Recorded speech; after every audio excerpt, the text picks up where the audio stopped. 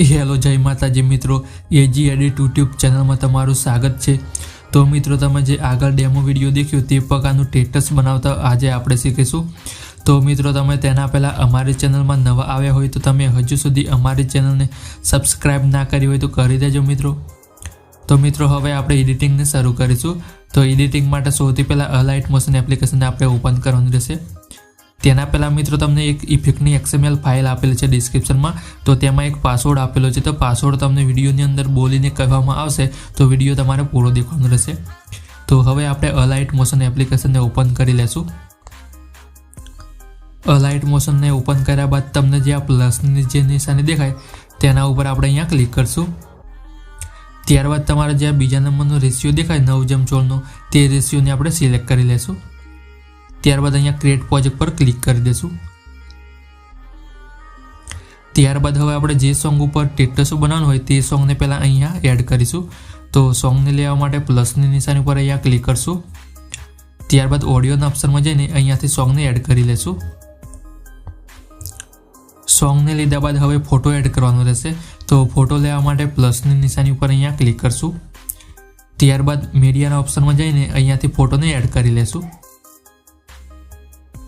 ફોટોને લીધા બાદ આપણે આ ફોટાને ફૂલ સ્ક્રીનમાં કરવાનો રહેશે। તો ફૂલ સ્ક્રીન કરવા માટે જે 3 ટપકા દેખાય ખૂણામાં તેના ઉપર ક્લિક કરશું।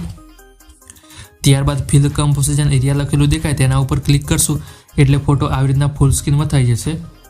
હવે આપણે મૂવ એન્ડ ટ્રાન્સફોર્મમાં જઈને આ ફોટાને થોડો સેટ કરી દઈશું આવી રીતના મધ્યમાં।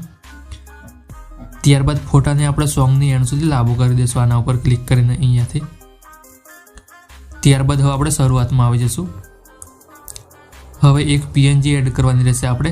તો PNG લેવા માટે પ્લસની નિશાની પર અહીંયા ક્લિક કરશું। ત્યારબાદ મીડિયાના ઓપ્શનમાં જઈને PNG લઈ લઈશું। તો મિત્રો પ્રોજેક્ટનો પહેલો પાસવર્ડ છે 35। ત્યારબાદ મિત્રો આપણે મૂવ એન્ડ ટ્રાન્સફોર ઉપર ક્લિક કરશું। ત્યારબાદ આ PNGને ઉપરની તરફ અહીંયા સેટ કરી દઈશું। આવી રીતના આપણે સેટ કરીને થોડી નાની કરી દઈશું આવી રીતના। ત્યારબાદ આ PNGને આપણે લાંબી કરી દઈશું એન્ડ સુધી। ત્યારબાદ આગળ આવી જઈશું આપણે। ત્યારબાદ હવે આપણે આના ઉપર ઇફેક્ટને એડ કરવાની રહેશે ફોટા ઉપર। તો સૌથી પહેલાં આપણે ઇફેક્ટવાળો પ્રોજેક્ટને ઓપન કરી લઈશું। પ્રોજેક્ટને ઓપન કર્યા બાદ મિત્રો તમારે જે આ લેયર દેખાય તેના ઉપર આપણે અહીંયા ક્લિક કરશું। ત્યારબાદ અહીંયા ઇફેક્ટ ઉપર ક્લિક કરશું। ત્યારબાદ જે ખૂણામાં 3 ટપકા દેખાય તેના ઉપર આપણે ક્લિક કરશું અહીંયા।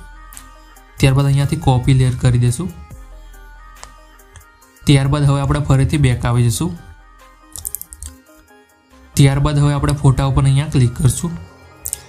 ત્યારબાદ અહીંયાથી ઇફેક્ટમાં જઈને જે તમારે જે આ 3 ટપકા દેખાય તેના ઉપર ક્લિક કરવાનું રહેશે।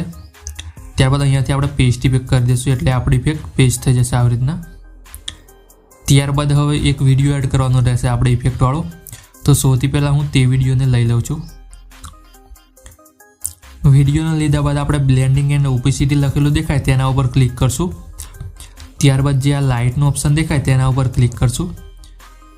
ત્યારબાદ અહીંયાથી આપણે કલર ડોઝ કરી દઈશું એટલે આવી રીતના આપણી ઇફેક્ટ લાગી જશે।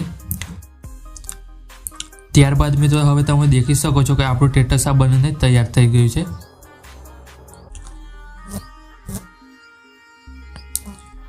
તો મિત્રો પ્રોજેક્ટનો બીજો પાસવર્ડ છે 36। તો મિત્રો તમને અમારો વિડીયો પસંદ આવ્યો હોય તો વિડીયોને લાઇક, કોમેન્ટ અને શેર કરી દેજો। અને હજુ સુધી તમે અમારી ચેનલને સબસ્ક્રાઈબ ના કરી હોય તો કરી દેજો મિત્રો।